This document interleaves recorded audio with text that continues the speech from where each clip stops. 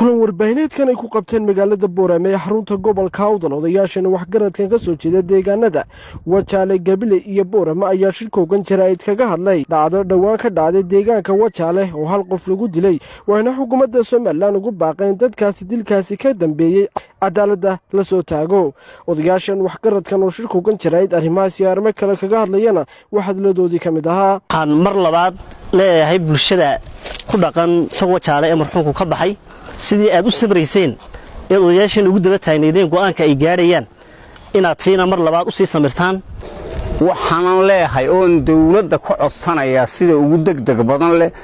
gacma dheere ninkii haleeye lagu dilay sidii degdeg loo raaciyay ninkii dilay sidoo kale aan doonaynaa in si degdeg ma garanaysa waxa weeye dhagar waan soo arki jirnay dil waan soo arki jirnay wax badan baanu soo aragnay tani way nagaga xanuun badan tahay waxa ka dhalinyar ahaan anigoo ku hadlaya codka dhalinyarta gobolka awdal iyo dhamaanba magaalooyinka kale sida Jigjiga Hargeysa iyo Wajaalaba leenahay oo waxaan ku taageersanahay cuqaashayada iyo odayaashii aqoonyahankayagaba in arintaasi waxa ay soo jeediyeen oo ah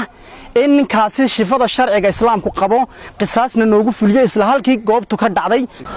ka dhalinyar ahaan dabcan markaan hadalno waxaan leenahay wanaajibayna aad iyo aad uga xunnahay dibkii ka dhacay degmada Wajaale oo tul la arkay oo la maqlay aan ahayn waxaan doonayaa hay'adaha cadaaladda in degdeg loo hor keeno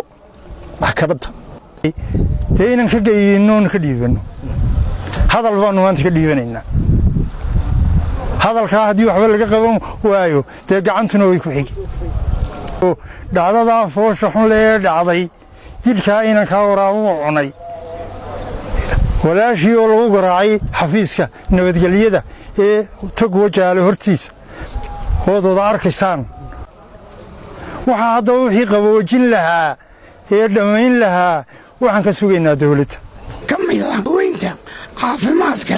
ee Soomaaliland waxaan kaloo mahadnaqayaa dhalinyartii iyo dumarkii iyo dadweynihii arinta godoodka aad uga gadooday ee ka gilgishay ee haddana isxakameeyey ee naga aqbalay wixii aanu ka codsanay ee ilaa haddaa sugaya cadaalad dowladda Soomaaliland waxaan si sharaf leh oo maamuus leh uga codsanaynaa inay falkaa wixii fuliyey inay sida cadaaladda u fuliyaan محمد حسن سماشد بيرا ورقة تلفزيون كهري الله مقالة بورما adeega cusub ee shirkadda dahabshiil iyo dahab hadaba macmil adeegan cusub ee casriga ah waxa uu ku sahlayaa in adiga oo jooga gurigaaga hoose goobtaada shaqo aad lacag ugu xawshid asxaabtaada iyo ehelkaaga jooga daafaha dunida